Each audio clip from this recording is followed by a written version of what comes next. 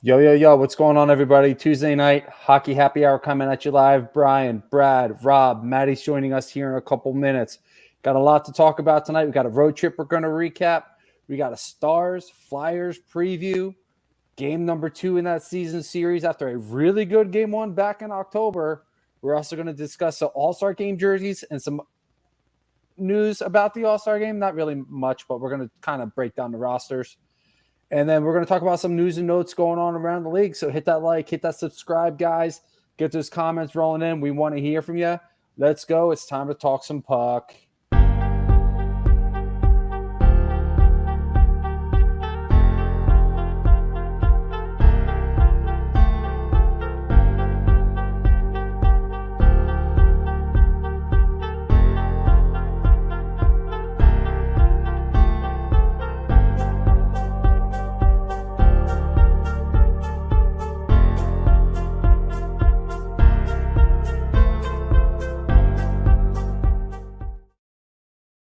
To Happy Hour on A2D Radio. We're powered by the doc. That is Dr. Paul Vidal at Specialized Physical Therapy, LLC, with 2 locations in Burlington and Cherry Hill, New Jersey. Check out our doc. Make them yours. SpecializedPhysicalTherapy.com. He's Brian Daly and Brad Ryer. Rob Hovia centering the line. About to be relieved on the fly from Matt Tessuti. Will be here, as Brian said, momentarily with us. But I'm here to break down what we'll be talking about tonight. And we got a really jam-packed show. As Brian alluded to, the All-Star lineups are in. Who should have made the roster? Who did make the roster? And how are they going to look in the jerseys with the big reveal? We're going to give our thoughts, our opinions on the show tonight. And then we're going to recap what's been a really successful Flyers road trip as they come in back to the Wells Fargo, looking to continue a 4-game road winning streak, carry that home, turn it into 5 games, the Wells Fargo Center, which they'll be doing against the Dallas Stars. So that's what we're facing off tonight. Will the Flyers push the win streak to 5 with a win over the Stars? As we're here to agree or disagree on. Boys, tonight, our face-off being brought to you by Royal Billiards and Recreation. We're going to get into everything that they offer here in the middle of the show, but I want to tell you that they're the coolest place for all your game room and man cave needs.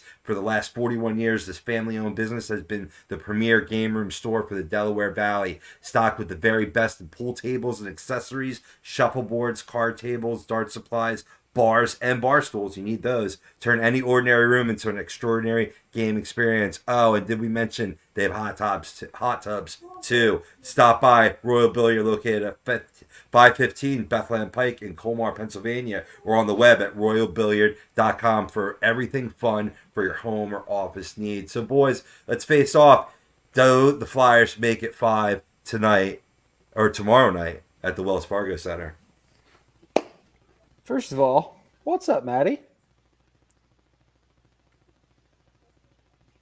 Hold on, guys. Okay, we'll bump Maddie off here and we'll bring him right back when he's ready to go. Yep.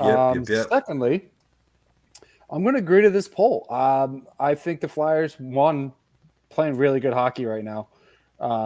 They're getting timely goals when they need them. They're getting some clutch goals. Putting all kinds of sustained pressure on some of these better teams within the league. And you saw it in Winnipeg the other night, that, this team can play some serious defense against some of these better teams in the league. Now, back on October 21st, when they lost 5-4 in overtime, we saw this team that was, we weren't sure what to expect. And we're starting to figure out what this team is, where the identity is on this team. We didn't know what that was before, but they put up a fight against a pretty good defensive Dallas team. Dallas is really starting to have really been putting it together over the last couple of years, starting to add in some of these young pieces like Wyatt Johnston. So that's going to be huge for the Dallas Stars. But all in all, I think this Flyers team is just getting better as they go. Penalty kills the best in the league. Getting solid goaltending from both Carter Hart and Sam Ersson. And Ersson couldn't be any hotter right now than he is playing in net for the Flyers at the moment. Just got to keep it rolling. I think this Dallas Stars team is going to put up a fight. But ultimately, I think with the resiliency of this team and the way that they start, as they continue to go throughout the games, they get better. I think that's going to be huge for them going forward. I don't think we see as tight or high scoring of a game coming up, but I do believe that the Flyers will continue the win streak and make it 5 games. All right. So, I will say I am going to agree. I think the Flyers will beat Dallas, and I think that they will extend to a 5-game win streak. And the reason why I say that is because it doesn't matter how this team looks.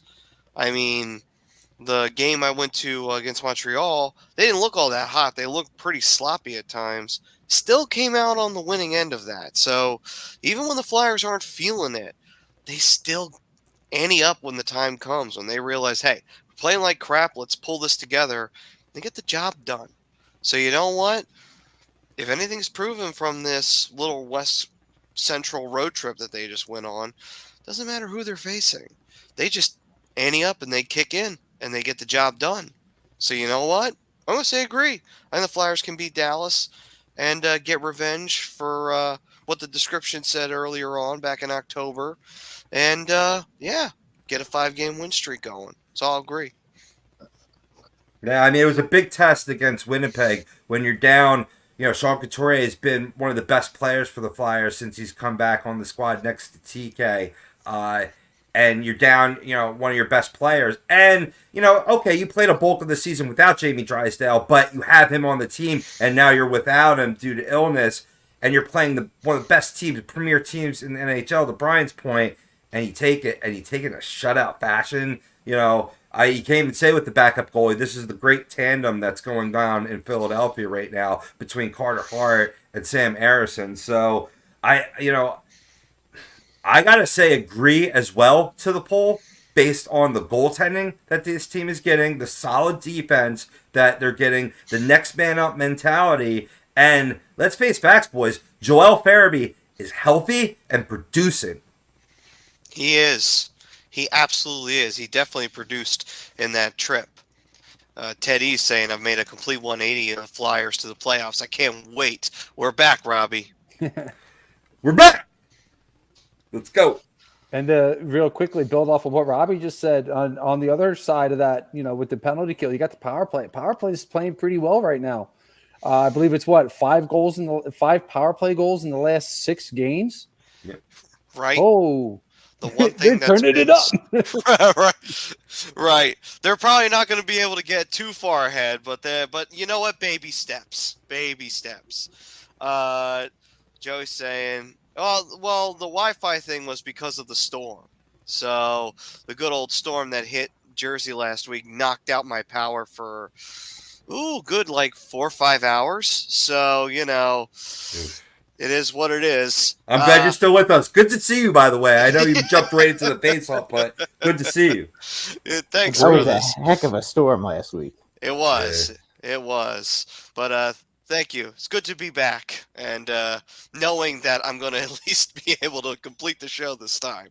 Yeah. Let's go. What's Eddie saying? He's like, I haven't been able to watch because of work, but what's Brian think about Cutter trade? I like it for both sides. It definitely addresses 2 needs. And if he signs with Anaheim, which I'm pretty sure I heard him say that he's going to, this is going to be a huge trade for Anaheim. It's another dimension to the offense, a guy who can create it and a guy who can score. On the Flyers side, you're getting a 21-year-old power play weapon in Jamie Drysdale, and pure skater, elite skater, is going to create space using that as one of his key weapons. But I love it for both sides. I think both sides are really going to benefit. I thought it was a great hockey trade. And Joe's saying, how about the boys only 2 behind the Rangers? New York's 2 games in hand for the first in Metro and 3rd in the conference. It's pretty remarkable when you think about it. Now, right? I have to disagree with the poll, guys. And I'm going to tell you why. Because you're a Rangers fan. Well, that's first and foremost. The second reason is that the Flyers have not played as well at home as they have on the road. And it's also the first game back after a long road trip. And that's unfortunately, you guys can, anybody who wants to poo-poo that trend, it's not a trend. It's life in the NHL. When teams go on road trips that are 3 or more games and they come back. Usually the first game is always a tough game for them to play for whatever reason. And the Stars are an outstanding hockey team, as we all know. I think they're 25, 12, and whatever. I don't remember how many overtime losses they have, but I think they have like 55 points, something like that. So they're just about 54, or is it 55? 54, I believe. Okay. So they're about in the same point range as the Flyers right now. Stars have been able to score a lot of goals this year, so this should be an interesting game. I think they've scored around 100 and something like 165 goals, something along those lines. They've also been giving up more goals than what they normally do, and if the Flyers play good defensively and they're sharp, they can definitely get a win. But I just feel like this is tough because again they're coming home off a long road trip, and the Stars are an outstanding hockey team and they're a good defensive team. And I know they've gone out to Winnipeg and beat Winnipeg, and they beat Vancouver out there. They've won a lot of good games, quality games on the road, but for whatever reason it seems like they play their worst hockey at home. Am I wrong about that, or is it my imagination, or is that true? It just seems like it. I don't know. Their games against Carolina are always bad at home. Seem to be bad at home. They were bad at home against Pittsburgh a couple of weeks ago. They had a horrible game against the Kings. Well, they had that bad game against the Kings. But they did, to counter the Pittsburgh one, they beat Pittsburgh in the home and home. So they did get that big OT victory over Pittsburgh. The Penguins did score first, and the Flyers had to tie it back up. But the Flyers did ultimately get the win. And as for Hurricanes, the time I went and saw them, they lost. And it was a last-minute goal, which was a heartbreaker. Then I believe it was a week or two later they went to Carolina and they took 2 points from them out there in Raleigh. Right, but that's what I'm saying. They seem, for whatever reason, it seems like they play a more disciplined game on the road. I don't, it's weird. My team does the same thing, guys. They come home and they get goal hungry and they try to score 1 million goals and make 1 million turnovers and end up losing games at home, and then they go on the road and they don't try to press the action and end up winning games. With the exception of this last 4-game losing streak, which brought everybody back into the race again. But that happens sometimes. I mean, what are you going to do? It's a long season. The only loss that really bothered me, to be honest with you, was the Washington loss on Saturday. That one got me annoyed because they had no excuse. I mean, the game against the Blues, Zibanejad was a late scratch, and and I know it's only one guy and it shouldn't matter that much, but when it comes to him, it does, because he's their number one penalty killer. He plays on the top line, and all the things he does, it's very hard to go on the road and try to replace that, especially when the Rangers, the one weakness they do have is at center ice. I mean, they have 2 good centers, but after Zibanejad and Trocheck, they don't have anybody who can really do anything offensively, and they become offensively what do you call that word? Offensively challenged. Mm-hmm. But I just disagree to the poll because I just feel like it's tough to come off a long road trip and win the first game at home. No, that's a fabulous real point. Good team. Yeah, so that's not to say they can't. I just think that they're due for a stinker, and it could come on home ice. Got Tommy saying, how could anyone disagree with the poll? Can't bet against this team. Oh, sure you can. No. You might lose, but you right. But you can. Well, the Flyers are only 2 games over 500 at home, whereas they're 8 games over 500 on the road. So I think it's been a lot. So I'm not. Yeah. Okay, so I'm not crazy then. Right. They've had success at home, but they've also had almost as equal failures. But they've been really strong road warriors, so that kind of makes it look even a little bit worse for where. But it's been a lot of when you have these play Western Conference teams once in their building, once in their building. It's been a lot of winning in their building, losing at home. So that trend could continue, especially to your point. You make a fabulous point with first game home after a long road trip. Yeah, it's just busy road trip. Yeah, it's tough. Yeah, it's tough. It is. I mean, you can't. Unfortunately, you can't poo-poo it. I always do, and it always comes back to bite me. And looks like the Rangers just scored again, gentlemen. So it's now 3-1. So Boo this man. You may not be able to go. You may not be able to go in first place. Boo.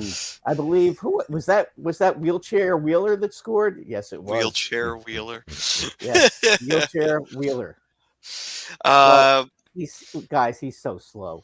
I mean, seriously, I think it went in off his leg. He didn't mean to score that. Teddy gaslight Brad. Yeah, he was trying to get out of the way. He was jumping to just get out of the way of the shot, and it hit him in the leg and it went in. So, yeah, he scored, but it doesn't count. It's nice to be in contention with the Rangers at this point in the season. We haven't had virtually at the midway point, so it's nice. We haven't had this in a long time. As I said in the last show, now it's fun to hate the Flyers again. Yeah. It was before. We'll see how long it lasts, but for now it's nice. Yeah, listen, who knows? The Rangers have had a propensity for looking like garbage too sometimes. So you never know what's going to happen. And if the Flyers continue on their path, that next game, I believe in 2 weeks, they play, it could be a big one. Well, good news for you, Brad. You're not the only Rangers fan here tonight. MC Sports is cheering on that goal with you. By the way, what's going on MC Sports and obviously Teddy? We saw Pete chiming in. We saw Chucks and Don and Prism, or actually not Prism, but Rosca, hopefully Prism, and Joe, of course, and Tom are known of everybody. Thank you guys for chiming in. We haven't had our boy, what's his name, Don check in. I'm sure he's. He's here. He's got to be celebrating right now. I was very happy for him, even though I don't know him personally. I was very happy for him, and there he is. Yeah, I'm just happy for you guys, Don. You know what? Detroit deserves, especially Lion fans, probably the most loyal fans ever, to finally have something good going on for you guys. And I definitely think you have a very good chance to beat Tampa Bay. I don't buy Tampa Bay at all just because they beat the Eagles. I mean, they have to be loyal fans, right? I mean, they have literally the worst franchise history of any football team. They had one playoff win up until Sunday? Yeah. In their entire existence, and like two or three playoff appearances? Since the Super Bowl. Gotta be loyal. Gotta be loyal. Listen, in the 50s when Alex Karras played, they were really good, but that was a really long time ago. I think it was like 1956, 57 was the last world championship that they won, and that was something pre-Super Bowl era. That's even before my time. So Joe was saying everyone I've called out last few games has broken their slumps. First Atkinson, then Murderface. Now I got my eyes on Murderface. Who's Murderface? For their for their turnovers and Coots looking allergic. Does he look like he's going to kill somebody when he's playing? Is that it? Yeah, pretty much. Oh, okay. He's got the Ryan Lindgren Lindgren face. He would have done well on American Horror Story. Let's just say that. Okay, yeah, okay, I get it. Yeah, I still call him Superman because you know what? I'm waiting for it. You watch, he'll get that home run pass and bury it like he did a few years back in the playoffs. Yeah. Nick Streicher is saying, agree with the poll. Good chunk of the rest of the Fly guys before next game. Okay. Yeah. And then Teddy's saying, Rangers. By the way, next Flyers-Rangers game is February 24th. We got to wait till. This is bullshit. Rangers, Nick, James Dolan. Who cares about what James Dolan does? I hope he gets convicted and he has to sell the team. He's a jerk. Camel Toe Harris, by the way, said that was the Lions Super Bowl. Beating Stafford. Yeah, but I mean, they should be Tampa Bay. I can't. Nothing. That's not meant to be a jab at the Eagles because the Eagles just have been jabbed enough today. I couldn't even laugh at the Cowboys right now, especially after that showing on Monday night. That was just an absolute disgrace. But we're here to talk hockey. Yes, we are. NFC least. Mm-hmm. Back to the NFC least. And we're having, and we could have a lot of fun now with the Rangers and Flyers, especially if it looks like it could be those two fighting it out for the division. Boy, oh boy, it's been a long time. This has been a long time coming, gentlemen. The last time I think the Rangers and the Flyers were competing for a division title together was the Patrick division. So because the Rangers have sunk when the Flyers are good, and the Flyers have, for the most part, haven't been very good when the Rangers were good. Right. So Dylan, this is interesting. I mean, What's the up, last Dylan? time they really competed was the playoffs in 13-14, but then there was the game where the Flyers had to try to make the playoffs and then went to the finals because they beat the Rangers in a shootout. Oh, the Rangers just scored again. Crapo Kako with the goal. And it's now 4. Wow, Wheeler, I'll tell you what, Wheeler and Kako, I bet if you bet a parlay that those two guys would score a goal tonight, that would probably pay him. Oh my God, but I couldn't even imagine the odds. By the way, Don agreed to the poll. MC Sports is celebrating that next goal with you there, Brad. Yep. And Dylan said, "Yo, fellas, hope all is well. Hope all is well with you, Dylan." And I agree to the poll. I'm still salty about that Nick Seeler Olympic dive against the Flames. I remember watching that. I was like, "Ooh, the Flyers got away with that one." But that's a veteran for you. They like to do that shit because they know if they can get the ref's attention, they'll get that call. That's what you're supposed to do. What was nice about that dive was that he didn't make it very obvious that it was a dive. He was pretty subtle about it. He was probably gold medal worthy, I would have to say, right there from Nick Seeler. Well, as long as you don't jump, they'll give you the call. If you jump and try to embarrass the officials, that's when they give you the embellishing. That's what I've noticed. I forget what I forget what announcer said this. It was a famous one where he said he pointed his toes when he entered the water. He said that after. I forget what commentator said that, but it was hilarious. Pope Platinum Beats said Briere should fire Nick Sirianni. That'd be funny to watch. Watch Briere just body check him right out of the office. So you want Briere to do the dirty work, huh?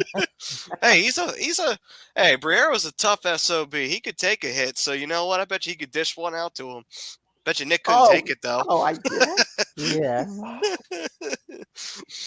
Anyway, all right. So let's jump into the first period here. And that is brought to you by if you are looking to buy or sell a home, or you have a change in career or brokerage, contact Alan Foy at eXp Realty LLC at 302-682-8820, or visit him at alan.foy@exprealty.com. And now, gentlemen, we can jump into the Flyers Stars preview for Thursday night, although we did talk about it a little bit. Should be an interesting battle. As we know, the Stars, they are sitting in, what was it, second place, or are they in third place? They're in third in the Central. Okay. So they're in third in the Central. Ironically, the Flyers are going to be facing the Avalanche after them. So literally third and second in the Central Division. This whole week, the Flyers are facing Central teams because they faced St. Louis yesterday. But all the same. So you're playing the Avalanche. Yes, another loss. The Flyers have a huge leg up on that because it's a 1 p.m. matinee, and Colorado's got to be waking up on their mountain time. Ooh, that has the makings to be a real good chance for the Flyers to get a good win there on Saturday. Take advantage of a sleepy team. That's going to be that'll be a hell of a game. Is that going to be a Channel 6 game or an NBC game? I mean. Not sure. Might be a Saturday afternoon game. It's true. Either that, it's going to wind up on NHL Network. One of them. Well, but yeah, that's good. That's good. So, gentlemen, Stars, Flyers preview, major things that you want to see and major things you think we're going to see in this matchup on Thursday night. I think we're going to see Jason Robertson goals.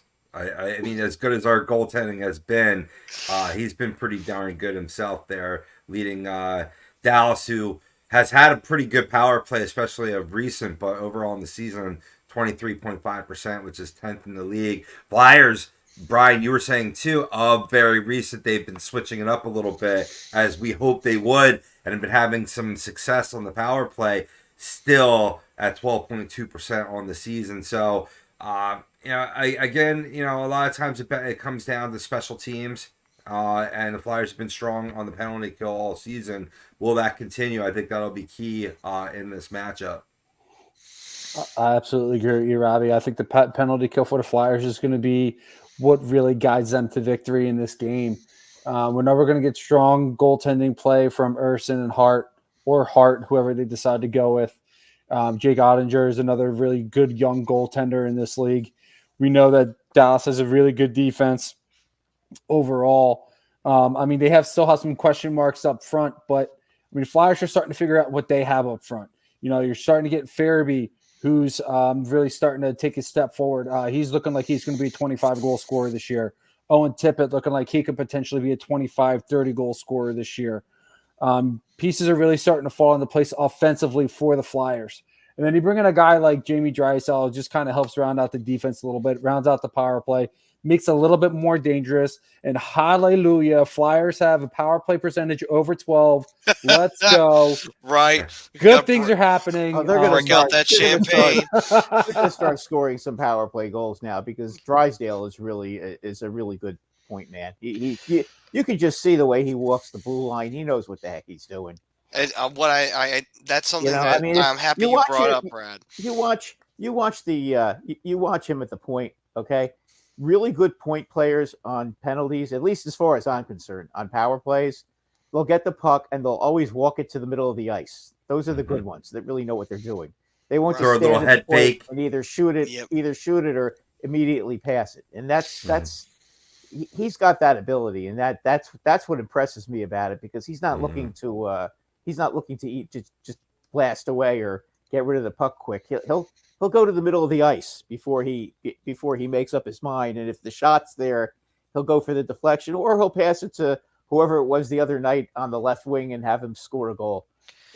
I do like what I've been seeing from him, and I love that, like you were saying there, he's great on that, setting things up offensively and just kind of hovering around the net and being a nuisance. And, it seems like he could strike from any angle, and that's really nice to see. Also, on top of that, his 3-on-3 play, he was looking real terrifying in those 3-on-3s. It's a shame he hadn't scored yet, but give it time. Yeah. If he keeps that up, he'll find the back of the net in a 3-on-3. He's Tony DeAngelo, except that he can also play defense. And he doesn't bitch him out. No. So, I think he's going to be better than Tony. I think that's offensively they're pretty similar. But he's a lot better defensively. I think he's a little faster as a skater. I think he could be like the guy that's already in LA and Drew Doughty, or made his claim to fame in there. He gets that. That's a nice comparison. He has that upside. You know what I mean? But what Brad's commenting on is where he's at now. You know what I mean? I'm watching him now, and he has a very similar game to Adam Fox, and that's a compliment, guys, because I love Adam Fox. I think he's it's high praise. Player. Yes, as Nicolas Cage says. He does the same. He has the same. He does the same kind of thing on the point, on the power play, and he'll make the great pass. You guys got a good one there. But a lot of that leads from his ability to be an elite skater, the way he moves, the way he skates. Just watch the way his hips go while he's skating on the power play. If he's going across the blue line or if he's heading towards the circles, he puts himself in good position. And what that winds up doing with his skating abilities is opens up passing lanes or shooting lanes, whichever he decides to wind up doing. But his skating is allowing all these opportunities to happen. Right. Oh yeah. No, he could be a number one defenseman. There's no. And he's going to be. Yeah, he's there's no question. He's a top pair. He's a top pairing. If maybe not this year, But within the next year, he's going to be a top pairing defenseman, as far as I'm concerned. No question about it. By the way, Don throwing out his score, 6-5 Flyers, so a very high-scoring game. But I like the fact he's got the Flyers on the upside there. Thank you, Don. I mean, I could see it. On right. the season, the Stars are scoring roughly about 3.64 goals per game. Flyers are down at 2.86, but you see guys like Owen Tippett, who's got 4 goals in his last 5 games. I look towards him. Joel Farabee, as I said before, that's really been finishing plays. What a beautiful goal he scored against the Blues. Oh, man, that one where he skated around to that back, and that was a sweet one.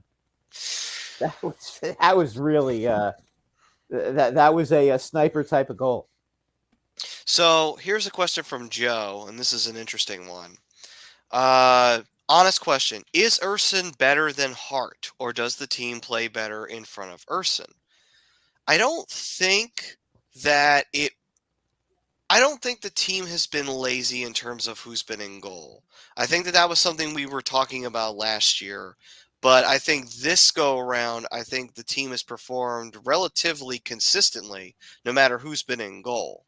As for Urson and Hart, I would still go with Hart for me, but I think Urson has, at least this season, I think he's proven that he deserves to be acknowledged and he deserves to be thrown into the conversation. And a debate can now begin. I think he's proven that this year, that he's capable of being a starter in the league. And now, with that debate, I'm still on the Hart camp. That hasn't changed for me. But I have to acknowledge that Urson has earned the right to be in this conversation. Gentlemen? I absolutely agree, 1,000%. Me personally, I had a lot of doubts about Sam Urson last year, considering who he had been starting against. But you know what? I'm glad to say that I was wrong about him. You see the way that he's playing this year. He's playing very patient. He's very poised in net.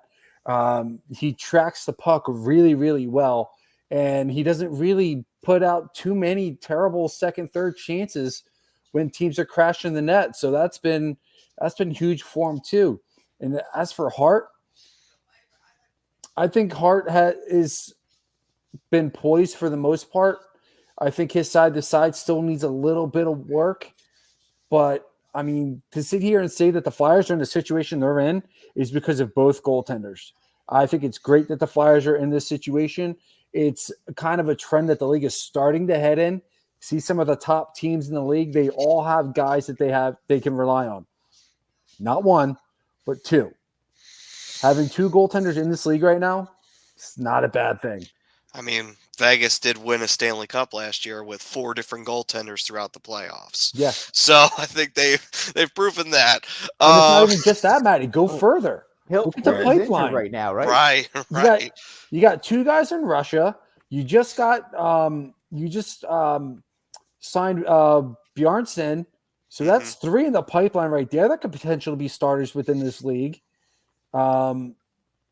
Lord knows what's going on with Fedotov. Like, I haven't heard much from him in a long time, but this is a good situation that the Flyers are in right now. Right. You don't have to pick one. How does it, guys? I want us to, before you throw out your saying, how does it feel as Flyers fans, everybody out there in the fam? Well, maybe not you, Brad, but still, how does it feel to finally feel like we have goaltending, legitimate goaltending? It's like, holy shit. It's like the one thing the Flyers have never had since the days of Ron Hextall. And my God, we finally have it again. It's like, I don't know how I feel like it is just like, finally, the years of suffering are over. Right. Well, and the depth behind the tandem. Right. And that's what I'm saying. It's just like, finally, like, Jesus, we've been waiting for so long with all the damn Monday morning quarterback. Boucher for that 1 year. Boucher that 1 year was really good too. Well, unfortunately, they traded Boosh right when he was about to hit his prime, so it's like, could Yeah. have had something there, but Different leadership then, though. right, whole different ball game back then. Right. Plus, that was Bobby Clark for you. Anyway, Hang on, Maddie, real quick before Sure. we move on here. Just pulling up. Hang on, I'm trying to pull up the goalie stats. Oh yeah, sure. So just looking at some of the stats here real quick before we move on, just to kind of help with the comparison here. I mean, I think both goalies have been equally as good, and the stats say the same thing. Sam Erson's played in 19 games to Carter Hart's 25. Carter Hart's 12-8-3. Erson is 11-5-3. I mean, Hart's given up more goals, but he's seen almost 250 more shots than Sam Erson has seen. Save percentage, Carter Hart's at .912. Sam Erson's at .910. Goals against, Carter Hart's at .267. Sam Erson's at .233. Erson's allowed 44 goals to Hart's 63. But again, Hart's played a little bit more time. He's seen more shots, but I mean, you're getting equally as good play. Maybe the defense is playing a little bit better in front of Erson instead of Hart. I don't know for sure, but statistically, they're pretty even, and they're both playing extremely well. Right. I mean, both are quality goaltenders, and they've been proving that. I mean, Hart's been proving that for the last few seasons now, even with really crappy teams in front of him. Hart, listen, guys. I've always liked Hart.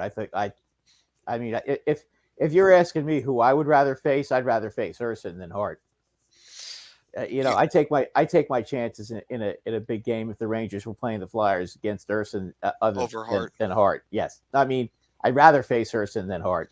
Right, because when Hart's on, it's almost impossible to score on him. Right. I've seen that. I haven't. I'm sure Erson has had his moments, but I've seen it a lot more with Hart. So, plus I have to tell you that that's just my opinion. Plus, also Hart has playoff experience where Erson does not. So that's another thing that's very much in Hart's favor. He's also played. Yeah, he's played a lot. He's played a lot more games, and he's been able to prove it over a longer period of time.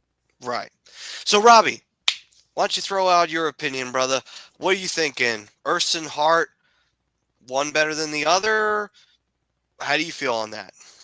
I think what stands out for Erson is, in Joe's comment right below me, the 175 goals against over his last 8 to 10 games and the 3 shutouts that he has on the season, the Carter Hart's won.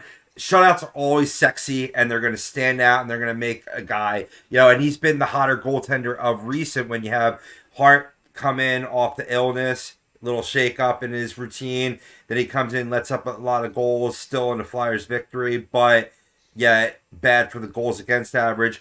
Then that's why you have a tandem, and there's no reason to separate it. There's no reason Erson's better, so now we can trade Hart and fill a bunch of holes. No. Keep tandem. That's the modern NHL, and that's the modern mold, and that's a successful mold to where you can go on long sustained runs to where you don't get a depreciation in your goaltending. Hot hand, buddy. Mm-hmm. Hot hands. That's where you want to be. Exactly. A hot hand when you got two really good goalies.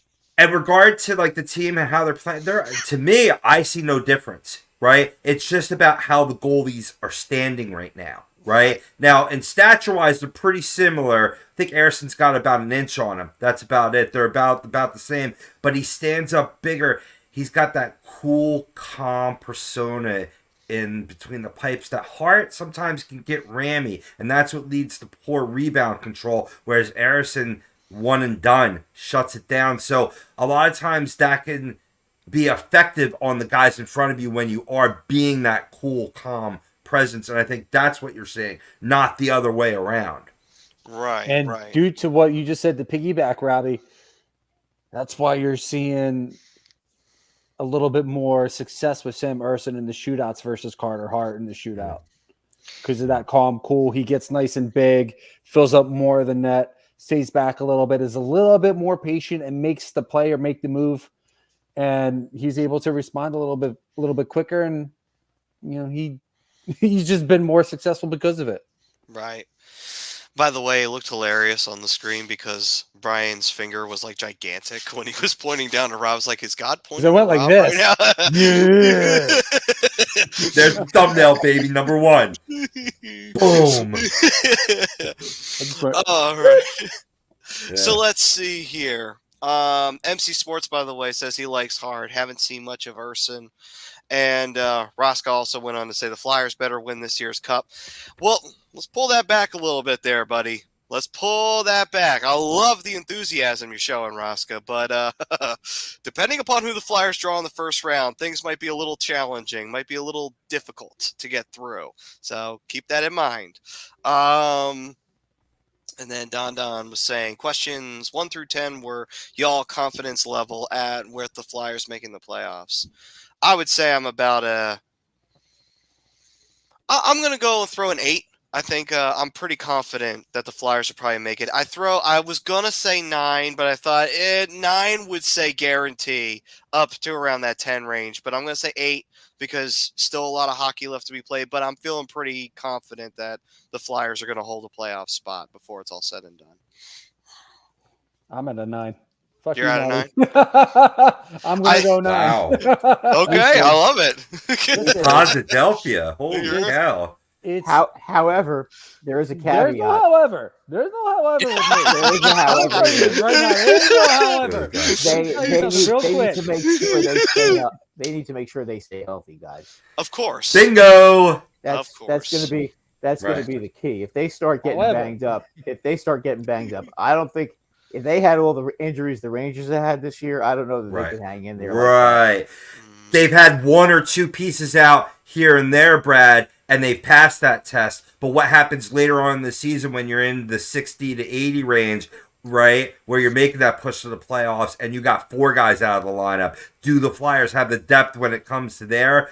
I don't know. That's why, if you ask my confidence level, it started at this season as a 3. Maybe I'm at like a 5-6 now because we're only halfway through, boys. Yeah, that's true. But if they stay healthy, they've got enough. They've got the style that they play. Okay, they may not score a lot of goals, but they don't give up a lot of goals either. Tortorella has them playing exactly the way he wants them to play, and that's huge. I mean, you can't.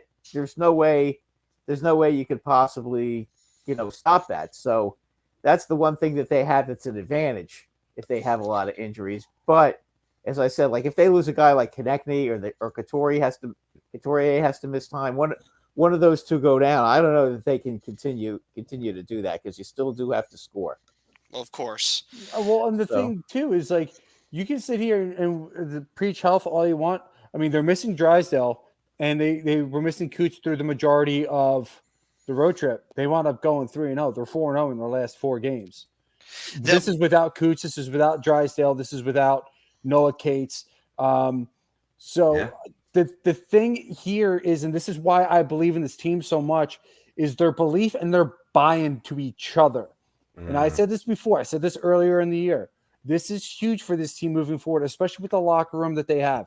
This is a team that's bought in on each other, not just the system that John Tortorella has. They're not just buying in on Danny Briere and his philosophy. They're not buying in on Keith Jones. I mean, they are, but it's a whole mixture of everything. But the big thing is, why they're having the on-ice success is because they bought into each other. And that's going to continue to move forward. Even if they have some injuries, that's still going to be huge for this team moving forward because they're still going to play for each other, whether Cooch is in the lineup or Cooch is not, whether Atkinson is in the lineup or Atkinson is not. The way that John Tortorella is playing right now, he's playing guys that deserve the time. He's playing the guys that have been playing well. He took Bobby Brink out of the lineup in his hometown because he wasn't playing good enough. Well, that's what he does. Mm-hmm. But I love that. What I'm saying is I love that. No, but that's what he does. He's kind of he's very Mike Keenan-ish, if you know Bingo. Hey, dude, we're all on the same wavelength tonight because what I'm seeing right now in the Philadelphia Flyers, and this is to Brian's point and to Joe's point below me. You can read it right below on the screen, right? Is that this team reminds me of that early 80s Flyers starting to come together. And I'm just waiting for the heartbreak against the Oilers. I'm just waiting for it. Man. I'm just waiting for it. No, it won't be against the Oilers because the Oilers can't even win a series half the time. So I wouldn't even worry about it being the Oilers. It'll just be another team. Am I crazy when I say that, though? But I'm seeing a lot of finish. I'm seeing a lot of sustained pressure, a lot of speed, a lot of strong forecheck. This is what I was seeing from Keith Acton, Rick Tocchet, Brian Propp. You know what I mean? Like, this is what I was saying, Terry Karkner. You know, we're going all old school. Yeah. But you're not wrong. But you're not wrong. I mean, Mike Keenan had a team that was young, that was new. Some of them were veterans, but not many. And he molded them into this formidable force. The only team that really could stop the Flyers, especially in '87, really honestly was the best team in the world at the time, and that was the Oilers. If it wasn't the Oilers and they faced greatest team in the history of hockey. Right. But say the Oilers somehow, get themselves eliminated, probably by eliminating themselves like they did the 1 year against the Flames. Imagine they do that again and the Flyers face off with the Flames. They beat the Flames. The Flames were great back then, but I think the Flyers beat them.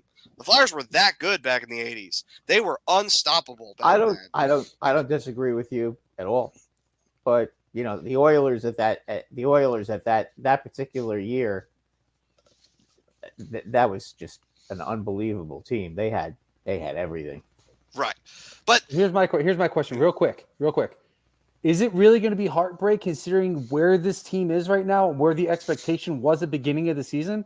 I mean, I get it, but this is still considered a rebuilding team, and I don't want to say that they're overachieving. I think they're playing to their true expectations.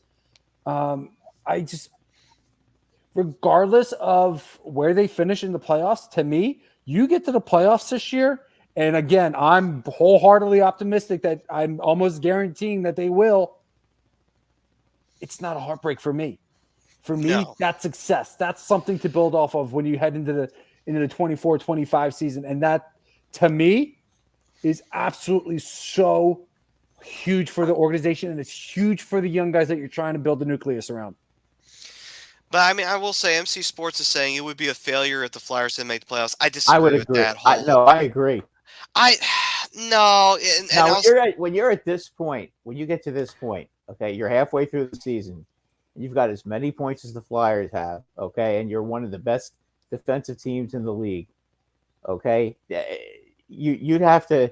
The type of hockey they're playing is sustainable, and there's no reason why they can't continue to play good hockey. It's not like it's unsustainable. They're not scoring 4.5 goals a game.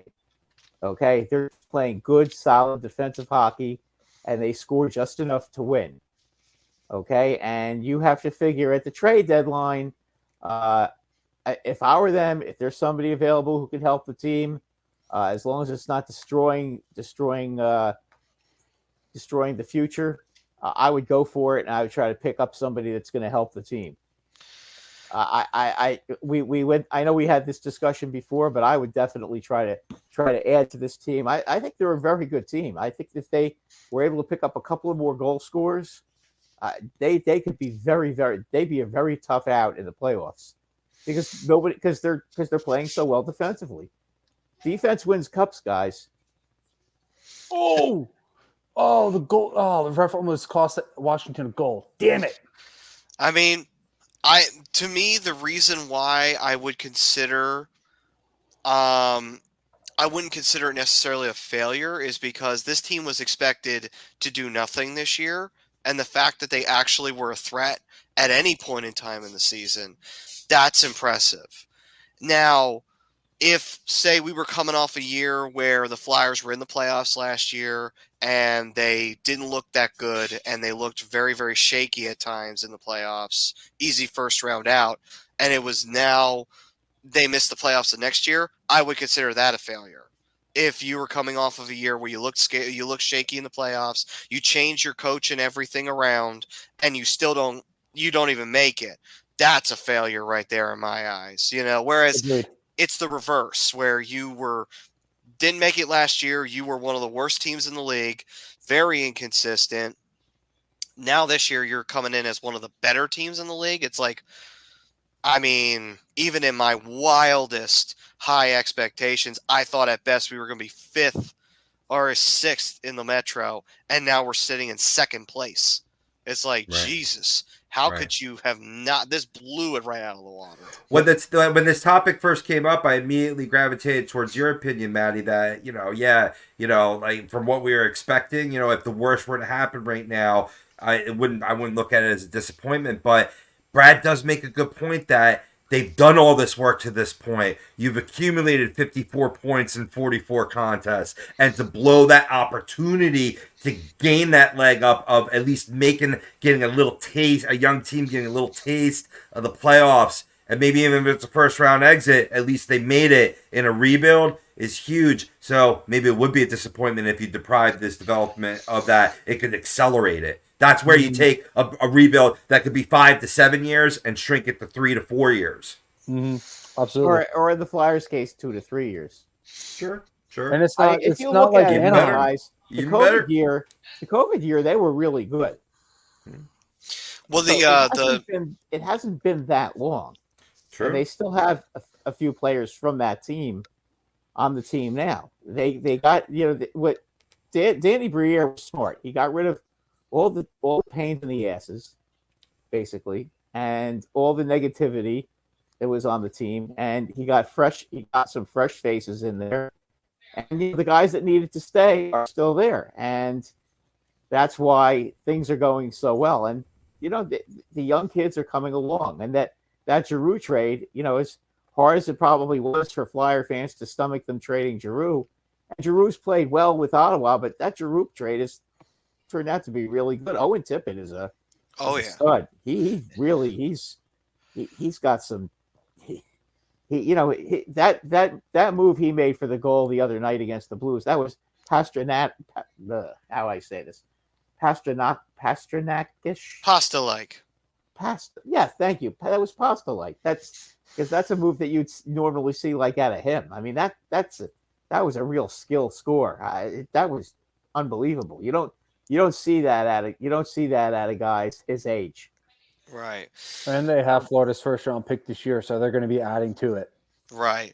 Yep. I mean, I will say, you could shit on Chuck Fletcher for the most part. You probably wouldn't be wrong, but the one good thing he did do was get that trade off. That's the one good thing he did was But get people, that. People trashed that trade when it first happened. Oh, they did. Well, Trashed it. Yeah. Oh God. Yeah. what I find funny is too, I bet you it's the same people who shat on Giroux while he was here the entire time. It's like, oh, so now you're mad that Giroux's gone. It's like, see, this is what happens when you lose Giroux. They found out the hard way when offense died off with it when he left. It's picked up now, but it took a lot of work to get there. Yeah. But anyway, Joe's saying, can't wait to see the Bruins win the President's Trophy, get bounced in the first round. I agree. Bruins have an amazing season and win that President's Trophy, and I want to see you shit the bed like no other once again. And even one up yourselves. Do another reverse sweep. I don't care who does it to you. Doesn't matter who. It doesn't have to be the Flyers again. I want to see you be the first team to do it twice in the history of sports. It'll be a beautiful thing to watch. Anyway, okay. All right, MC Sports, you take care, brother. See you, Mac. Yep. All right, guys. So let's transition over to the second period and our commercial break. We will leave you guys for just a quick second, so don't worry. We will be back. And when we return, we will dive headlong into the road trip that just recently came by, and we'll pull out all the stuff we noticed, all the cool stuff that's been happening and everything. And hopefully we'll get an idea of where else we'll go from here for the Flyers and how that might tie into Thursday's game and whatnot. But anyway, we'll be right back right after this, folks. Stay right here on A2DRadio.com here for the Hockey Happy Hour. In our family, food is our daily bond. My Nonna, affectionately called Mama by many, found solace and joy in the kitchen, sharing our love through delicious creations. She turned her culinary passion into a flourishing business alongside her husband and sons in 1983. Celebrating 40 years is a testament to our exceptional team, friends, family, and beloved customers. With gratitude, we look forward to the future, expanding our brand to share the highest quality Italian food and wine nationwide. Our heartfelt thanks to everyone who has played a part in our story. Grazie mille.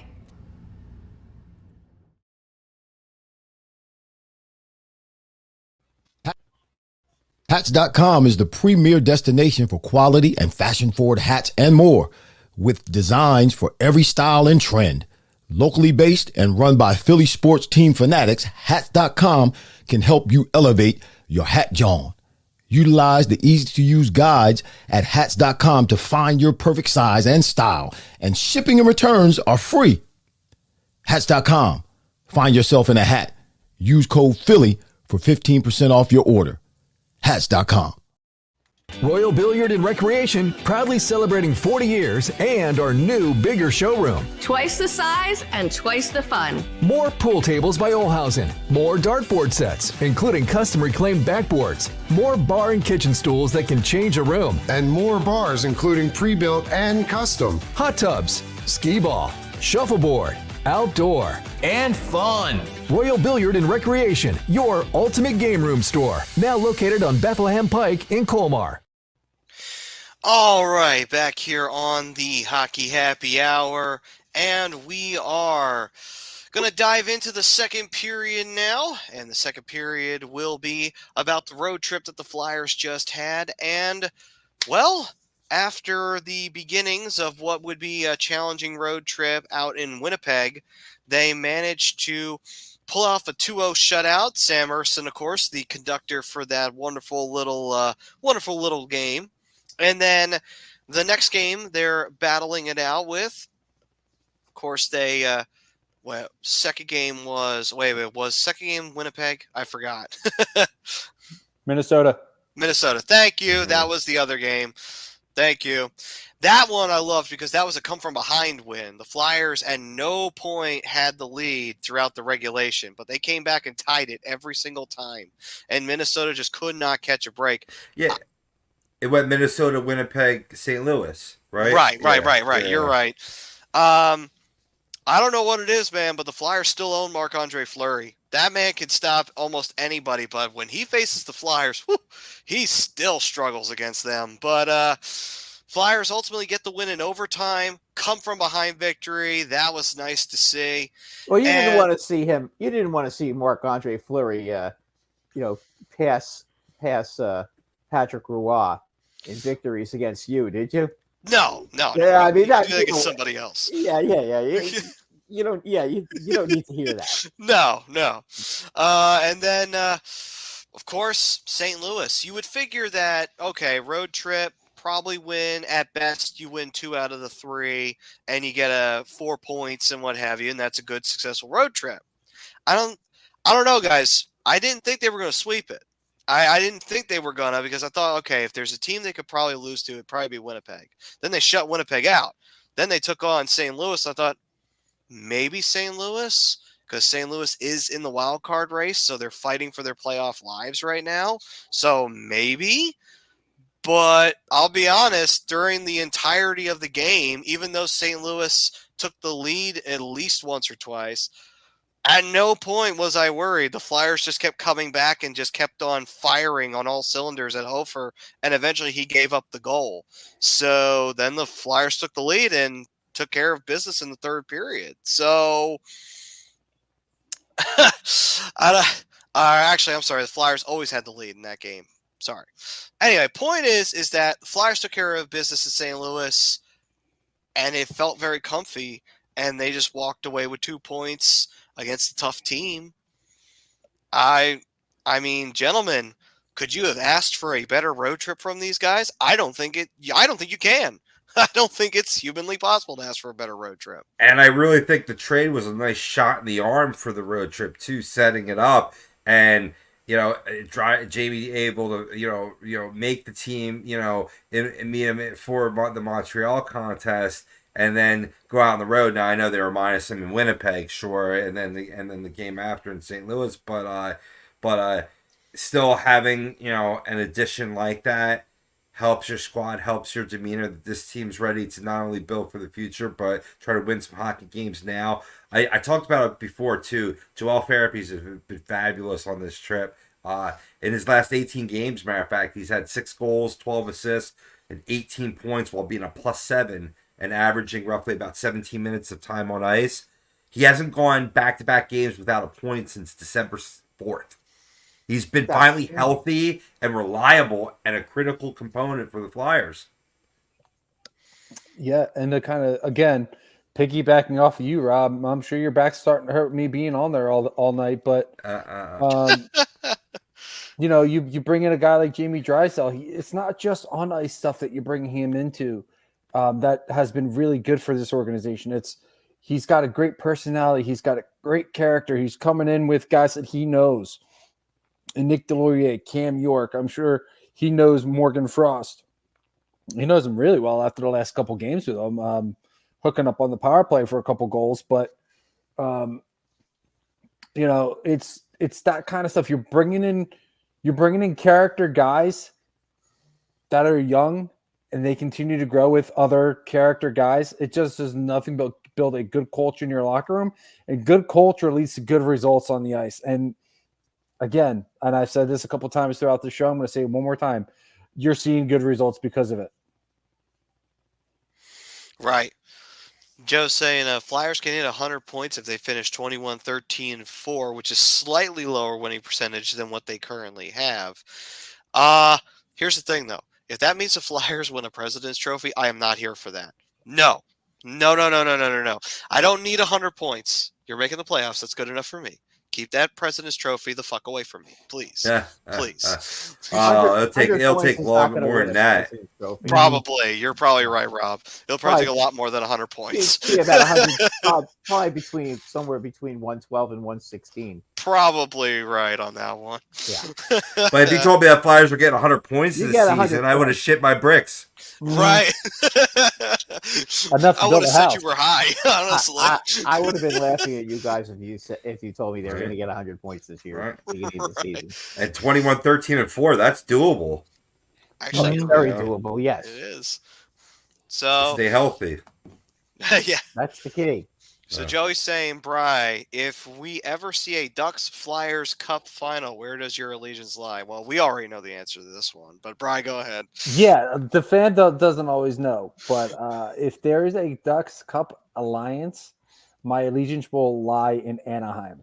They are my team. They are my squad, no matter how terrible that team is, and they are bad. If it came down to the Flyers and the Ducks, it's always Ducks first. So, in the end, let's just hope that never happens. Meeting Bri's Ducks in the regular season is one thing. That's a little fun. Can have a few jabs and have a good time. The Cup? No. Pray to the hockey gods above. We will never see the Ducks and the Flyers meet in a Stanley Cup final. Hopefully not. And imagine if the Flyers lost, I wouldn't let you guys live it down. And if the Ducks lost, you would not let me live it down. So that is true. And the Flyers win, you're not coming to the parade. You're not welcome. Stay home. You stay home. No. I wouldn't be invited either. So actually, no, I think, Brad, you would be invited just to rub it in your face in person. But Bri would not get an invitation whatsoever. By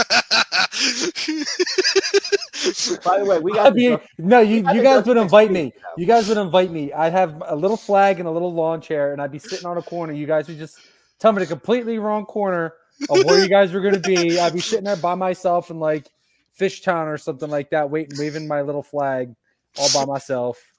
Where's everybody? They told me it was today. Oh God. What's up, Swoopy? How you living? Joe's saying it's because Brian had a crush on Emilio Estevez when he was a kid. Interesting theory. Wrong. It's a very intriguing theory. Wrong. It was Connie Moreau. And might I say, she still looks pretty good. Let's see here. Teddy's saying, take that Flyers hat off. How dare you, sir? It's a nice hat. It's really comfortable.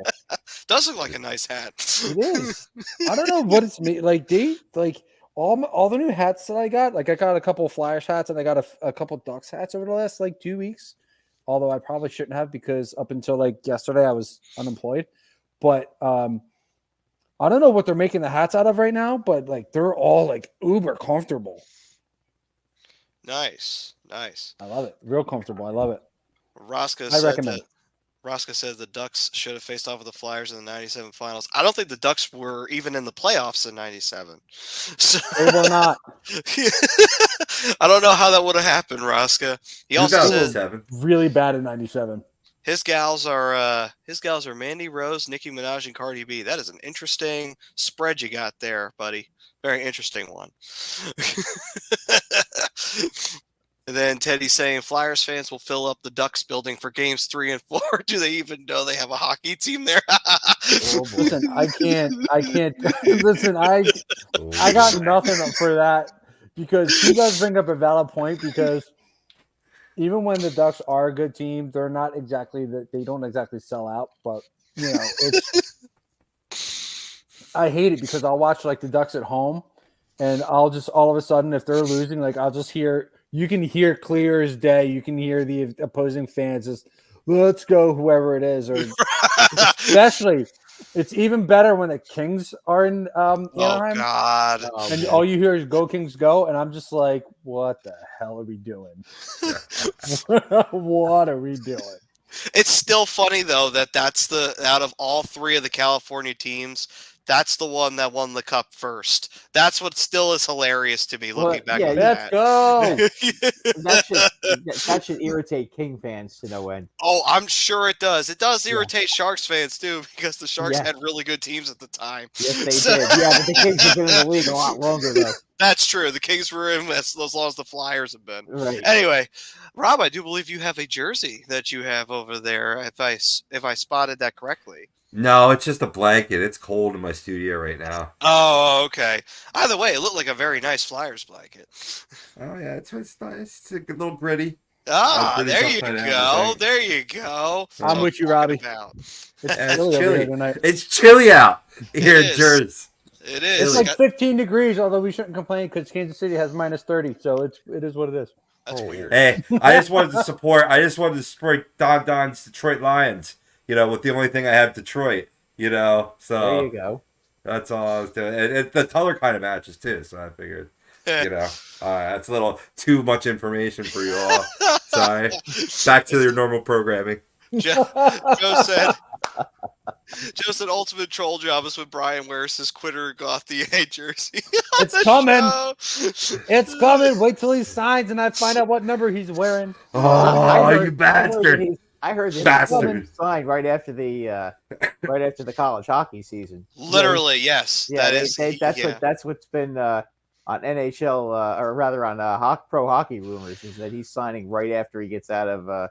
You know what's funny? Yeah, words from his mouth on the Light the Lamp podcast. Here's the funny part of this. Yeah, that's Cutter. They're reliable too. Pro hockey rumors. So here's the thing, Cutter. I think he managed, and I think for at least a day, for at least maybe a week, I think he managed to become more hated by Flyers fans than Sidney Crosby. I think he actually managed to accomplish that. And that's an achievement in and of itself. I feel like I should give him a trophy for this. It's like, do you realize how hard this is? Do you realize how challenging it is for Flyers fans to hate someone more than Sidney Crosby? I thought it was impossible. What about JD Drew? Well, even more, I'll be honest with you. Well, yeah, I mean, it's going to be more hated because most of the guys that everybody's comparing this whole situation to, they all came right out and said, hey, I'm not playing for you. Right. They came out and said that. Cutter didn't. Cutter just cut off all ties. He cut off all communication. Right. Oh, okay. That's where I think the Flyers fans are getting rubbed the wrong way, which is understandable because it shows that Cutter Gauthier has some maturing to do and he has some growing to do. He's 19. Like, I get it. Still don't know what happened. But apparently within the organization, Scott Hartnell was on the Spit and Chicklets podcast. He was talking about it a little bit with Ryan Whitney. They knew exactly what was going on for probably about a year and a half. And most of it is stemming from the fact that he wanted to sign his ELC right away and get on the ice, and he wanted to play top line minutes. And Danny Briere didn't want to do that. He basically the end of the day that the reason that Cutter, allegedly stopped talking to Philly and wanted out was because Danny Briere told him that he had to earn his spot and it wasn't going to be given to him. So he's got an ego. Okay, this kid wants shit Yeah. handed to him. So everything. Okay. And in a lot of ways, Maddie, though, like I kind of understand where his mindset is because every other organization, every other hockey program has rolled the red carpet out for him and made him the next thing.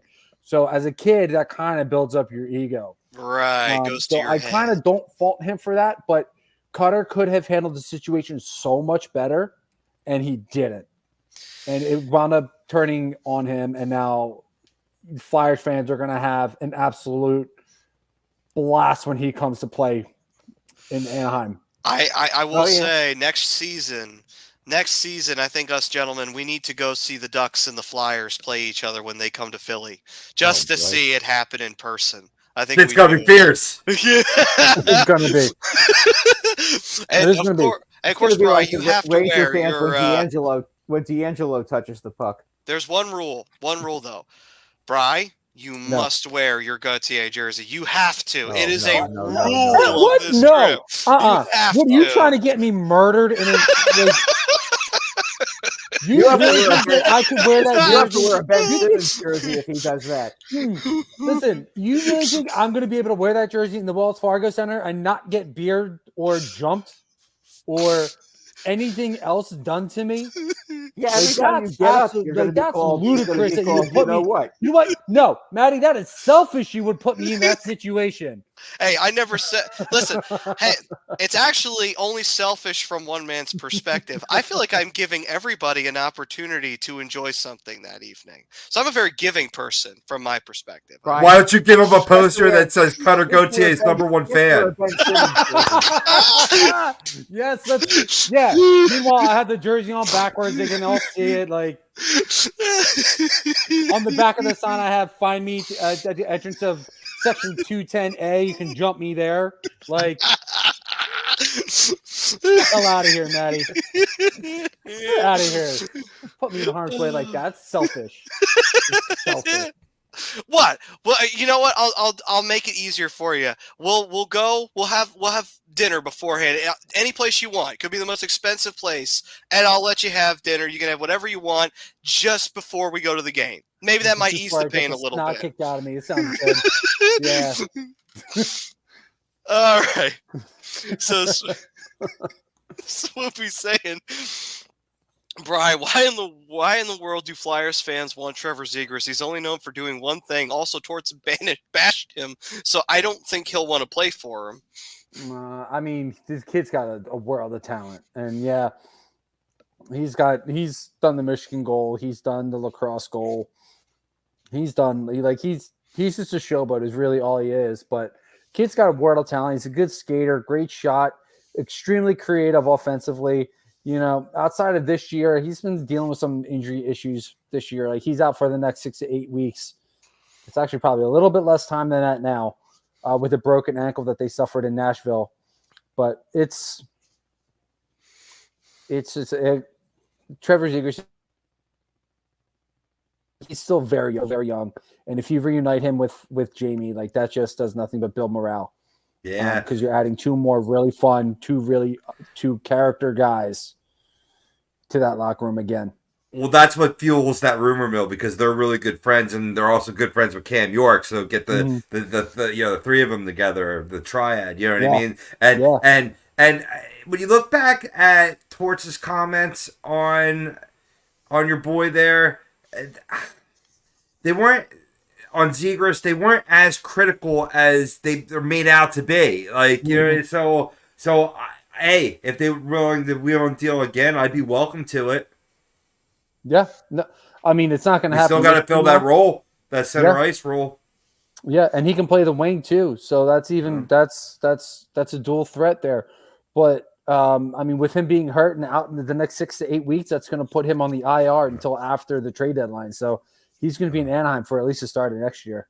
Yeah. Swoopy saying Cutter also mentioned he loved and looked up to Crosby in interviews that Scotty Upshaw got on him. He's a Penguins fan. Of course he did. Leave it to Scotty Upshaw too. No good. No good. Yeah, but you know what? He still needs to be a little more thick-skinned than that. Right. I mean, that Right. kid sounds like he's just very thin-skinned, and that. That won't cut in most places, Yeah, let and alone he's gonna, Philly. and you know what he's gonna have a hard time on the ice with his own teammates if he's like that. Right. Joe's saying, how about all the losers like Sean Avery talking shit about Philadelphia? Well, Sean Avery is shit, so we're here to Hey, talk come about on Phil. now. Oh, come on. You didn't like Sean Avery when he played for the Rangers, besides that one time he was blocking Marty Brodeur all playoff Oh, game I used to long. love Avery when he was with the Rangers. I couldn't stand him when he was with when he Sean was. Avery, who's he? He was one of the most. He was the Ken Linsman of the Rangers. Bro, that's a good comment comparison. I will say my favorite Sean Avery does hold one of my favorite Flyers spots when Scotty Hartnell dropped him in 2 punches. So that was nice. Well, he couldn't fight to save his life, but he was seriously one of the most annoying players I've ever seen. I mean, I will say this: the most annoying player I've ever seen was Matthew Barnaby, but Matthew Barnaby could fight too. Right. I mean, he could at least he could back it up. Sean Avery used to get himself into trouble because, you know, he'd get beat up, and nobody could stand him on the Rangers either, and you know they just stand there and let him get beat up. That's pretty bad. Sean Avery, you know, he reminds me. Well, I should say PK Subban kind of reminds me a little bit of Sean Avery. More worried about what he looks like in his fashion trend than his hockey game. Right. So that to me is Sean Avery. Is that he's a fashionista. He was never a hockey player. He couldn't care about, like, he could have been a decent player in this league, but he was more worried about what he looked like coming into the game than what he looked like on the ice. Like he was scoring around between 10 and 15 goals a season. I mean, he wasn't a bad player. I think you're right, though. I think if he was a little bit more emotionally involved in playing the game instead of being a pain in the ass, I think he would have been a lot better player. He also is a little too worried about what his sloppy seconds were doing. Oh, but, yeah. I got him in trouble in Dallas. Oh, damn. Yeah. That's sad because that's like the most notable thing. Anyway, Greg saying, "My guys, what's up?"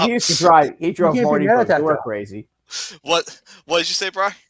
You can't be mad at that, though. It's Elijah Cuthbert. Like, oh my gosh. I don't care if it was like my sloppy thirds, fourth, fifth, or sixth. Like, if I had a shot at her, I'd take it too. Teddy's saying they said that he had earned his spot and he blew off John LeClaire, Danny B, and Sharp. Damn, he blew them all off? Fuck that kid. Yeah, anyway. he blew everybody off. They even went to Boston, they went to Boston to talk to him. It was Sharpie, LeClaire, and they didn't. Their agent was basically saying, you're not talking to him. We're not talking to you guys. We're done with Philadelphia. We want to be moved, this, that, and the other. It was the same situation when they tried to go to Sweden and talk to him during the World Juniors. They said, nope, you're not talking to him. We're done here. Like, you can trade him as soon as you have a deal for him. Which, again, goes to this kid has some maturing to do. Talk to them yourselves. Like, talk to them. Fill them in on what you're upset about, why you want to be traded. Don't just blow them off. Don't just, be a man. Face up to what you have to face up to. Explain why you're upset and move on from there. Teddy's saying, he's saying to you, Bri, really buying his jersey, you think he stays? Yup. Yeah, I think he does. All right. I think he does. Joe saying Scotty Upshaw basically questioned Cutter Gauthier's IQ. And what if Ellis is back for the playoffs 100%? That's a pipe dream. I don't think Ellis comes back. Yeah, Ellis is done. His career is over. Darcy Tucker was a crybaby and a faker most times on the ice. And he also Sean Avery actually said it was lame what Cutter did. Passionate Sports City, he would have loved to have played. Yeah, really. He came out. Matthew Barnaby, that you just mentioned him before, came out and said, "Who the hell doesn't want to play in Philadelphia?" And I was like, "Whoa!" That took me by surprise. I was like, "Really?" Of all the Matthew people, Barnaby would have loved to go play. right? Matthew Barnaby, one of the most hated guys to walk in, especially when he was playing for the Sabres. Like, good lord! And the Penguins. Hey, appreciate the Penguins, support, brother. Absolutely. Like, Listen, how can you be mad at that? That's Matthew Barton. Like, He played. It's honest. He played for the Rangers too, and I couldn't stand him. But when he played for the Rangers, he was great. Yeah. I mean, listen, he would have been great in Philly. Are you kidding? You guys would have loved him. I love Teddy's comment here. The stuff he used to do, he was a piece of work. He was. Just Ted- he would annoy players more than I've ever seen anybody. He was like Essetikinen. Right. You know, I mean, he'd annoy guys, and then when they like try to get into a fight with him, he'd be like, I don't know what the heck he would be saying, making these weird hand signals, you know, and just you'd start laughing, and then he'd fight, and then he'd beat you up because he was a pretty tough guy. As weird as he was, he could drop the gloves with almost anybody. He was brave. He dropped the gloves with Chris Simon one time. That was not a good thing for him, too. But you know, he'd drop them with anybody. Teddy's saying, I hope Corey Perry signs with the Ducks and bangs Cutter's mom. By the way, Michonne Brooms and Cassandra Fu, good evening to you. I don't know how to react to that because I don't know if I want Corey Perry back. It'd be remembered. And to be fair, you know, they never proved that he was banging anybody's mom. He had, he's been having, we'll just say substance abuse issues. He's been eligible to come back. Gotcha. Oh, I think somebody will pick him up for the playoff run. Yeah, I think it'll be Anaheim. Hey, maybe the Flyers will get him. I mean, I think I'm going to be completely honest with you. I think a young playoff team like the Flyers would benefit from having a guy like Corey Perry on there for if I do the math right, it's about 2.5, 3 months. Okay, so all right, I'll make an amendment. When we go see the Flyers play the Ducks, why don't you wear a Corey Perry Flyers jersey if the Flyers wind up grabbing him? Well, I can. I'm going to be wearing my Flyers Jamie Drysdale jersey. Either way, right? Divided loyalty. You see, that's a perfect jersey for me. A lot of times, you know, FAQ stands for frequently asked questions. Not in this case. It's FAQ. Fuck you.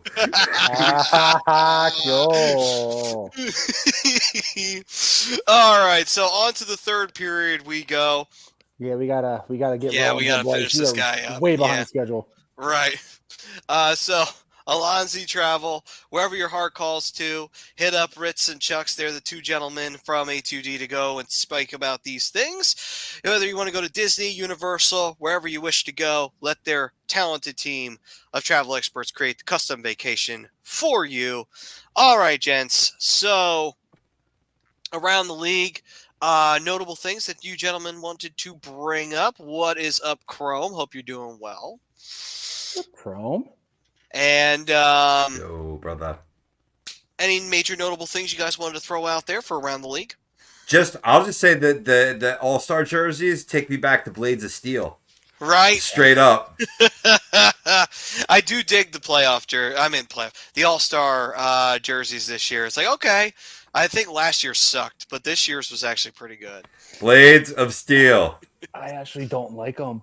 Really? No. I don't like them. Like, I like the fact that they went back to kind of like a colorful like thing where it's like you can blatantly tell, you know, the different divisions. Right. It's not like just one color and then white and then, you know, you're just going back and forth. I like that, but I think they're very cartoony to me. I think they're just like, I mean, it doesn't really say much about the All-Star game being in Toronto. It just looks like it's 4 random jerseys up. Let's slap an All-Star logo on there. Let's just make them 4 different colors, and we'll just push them off. Didn't they put Maple Leafs on it somewhere? Not that I saw. Oh, I thought they did. I wouldn't be surprised if there is one somewhere, but not from what I saw. But it just looks way too cartoony and like comic-y. It just not a fan. I know where they put the Maple Leafs. They put them on the seat of the hockey shorts. That's where they put the Leafs. Right at the bottom of the jersey, right above the tail pad. Right. Anyway, that's in response to all the Toronto fans out there. Anyway, so Joe's saying all-star jerseys should be orange and black because Toronto hasn't won since the original expansion. Nice. Yeah, go back to the Campbell in Wales, where it was the black and orange. Right. The old school when the NHL logo was black and orange. Love it. Love it. You know what they should have done? They should have just had Harold Ballard's face on the jersey. Oh my God, Harold Ballard. And just to see Toronto fans' reactions. Oh my God. Ooh. That would have been priceless. I would have loved to have seen that. Oh my. And just to remind Toronto fans. I was just about to say, just like George Takei says, oh my. Oh my. Oh my. I remember Dick Enberg used to say that all the time too. But just to remind people too, is like, you want to know why Toronto doesn't have a cup? That gentleman right there on the jersey, and I use gentleman in the loosest term. But anyway, all right. Any other major things you guys want to throw out there for around the league? I don't think so. I think there's not really a whole lot going on. I mean, I saw Roska say something about Zach Sanford being claimed by Chicago. That's really the only thing that I've really seen. But outside of that, there's not really a whole lot going on. Eichel got hurt again. Surprise, surprise. And the Rangers are playing Vegas on Thursday. Isn't that a shame? They have to play without Eichel. Oh well. Just break your heart. I'm gonna be crying that they miss Eichel. That's right. Really a shame. To be honest, I wanted to just see if they could beat him with Eichel. To be honest with you though, if Vegas still beats you guys, what does it say about the Rangers? Huh?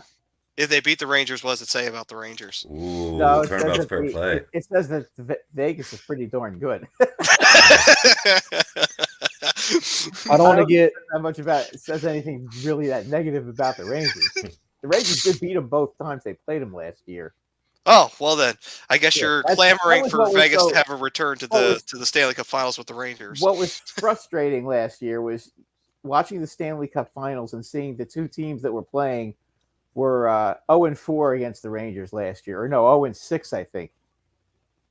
That's nice. Yeah, that was highly because the Rangers beat Florida it was 0-5. The Rangers beat Florida all three times they played them last year, and they beat Vegas both times they played them. So seeing a Stanley Cup final where your team has beaten the other team both the other teams 5 times, I don't know how often that's happened, but to the Flyers, but that was really annoying last year. But also Hughes is out again, so that's another tough injury. There's a plus. Enjoy it, Devils. I don't know if you guys heard about that one, but I think Hughes is out. Is he going to miss the Stadium Series? I don't know. He's week to week though. If he misses the Stadium Series, great. Better for us. Oh well. Yeah, it doesn't just break your heart. In other Ranger it doesn't news, really. Yeah, right. What was it? In other Ranger news, this has come out from Puck Empire. That New York Rangers owner James Dolan has been accused of sexual assault and trafficking. Holy shit! Seriously? Apparently James Dolan is, and again, I'm reading off the post from Puck Empire on Instagram.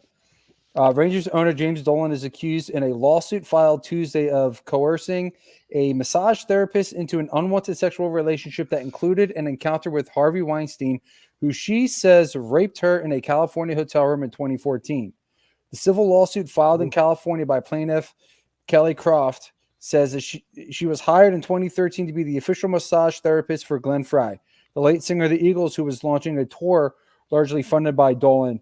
Croft says the Madison Square Garden Magant, I guess, I don't know. I've never seen that word in my life, leveraged his power and influence to initiate sexual conduct, flew her around the country for his lewd desires and what she claims was human trafficking, and her setup for the encounter with Weinstein was that ended in rape.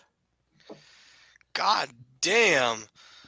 That would be, that would be great if we could get a different owner in there, because you know what, there's so many good players that don't want to play for the Knicks because of him. Yeah, he's a scumbag. Yeah, but we got to wrap this up here. He leaves. He doesn't have anything to do with the Rangers at all. He kind of just lets the Rangers guys run the ship. That's why the Rangers actually have been pretty good the last few years. But he's ruined the Knicks so many times. Either way, hopefully justice is done on that. That is disgusting. Yeah, scumbag. Screw him. Let him rot in jail. Yeah. He could have Harvey Weinstein as his cellmate. Be a little hard because I think he's dead. Oh, okay. Well, you could put his tombstone in there. Let him know you're going to get out. You'll get out the same time he does. Right. Never. Cellmate in hell. All right. So, and no spit on the pitchfork. No, none whatsoever. So, Overtime brought to you by Specialized Physical Therapy, Dr. Paul Vidal at specializedphysicaltherapy.com. You got any aches and pains, all-star rosters. Just want to give a quick shout out to one Travis Konechny. Congratulations on being named all-star for the Philadelphia Flyers. You deserve it, my good man. You have busted your ass this year for us, so thank you very much. And here's to another second all-star team-worthy half for Travis Konechny. All right. Anything else? Anything we want to say at all? Cool. Not really. Real quick on the All-Star rosters, I have no issues with any of these rosters. I think it's been pretty well selected. I think they definitely did a good job selecting some of the better players on each organization, and just a tip of the cap for Vancouver Canucks for having the most amount of players on an All-Star roster with, I believe, 6. So good for them. Tip of the cap. They deserve it. Vancouver's been just absolutely outstanding all season long. Expect it to be Austin Matthews, and more Austin Matthews being shoved down your throat. Yep. You mean the Dak Prescott of the NFL? The NHL? That's highly accurate. Oh, that's highly accurate. I shouldn't say that. Why would I insult Dak Prescott like that? Whoa. That depends. Wow. That depends. Can he even be insulted? I don't know. But you know what? That was a good one, though, now that I think about it. Yeah. All right. So, gentlemen, we thank everybody for joining us for another edition of the Hockey Happy Hour. We have Birds of a Feather coming up next. So, if you like some eagle bashing, don't worry. There's plenty more coming your way. So, stay tuned for that. He's up next. Yeah. I thought we were kind of a breath of fresh air tonight, guys. We were the breath of fresh air. So yes. we hope you enjoyed breathing us in. Thank you. Just tonight. As are the Flyers. We're always a breath of fresh air. Always. We're unique. Oh, yeah. Okay. We are the palate cleanser here at A2D Radio. Yes. We're the sherbet of the station. Yes. Why are you going to talk us down like that? Oh, no. Sherbert, you stop it. Maddie, get us out of here. All right. We thank you all for joining us for this edition of the Hockey Happy Hour. We will see you guys next week right here on A2DRadio.com. And one quick check. I don't think we have a game next week. I don't think. So, all right, guys. We'll see you next week. Until then, stay safe, stay healthy, and try to stay warm. It's cold out there. Peace and love, everyone. Be safe.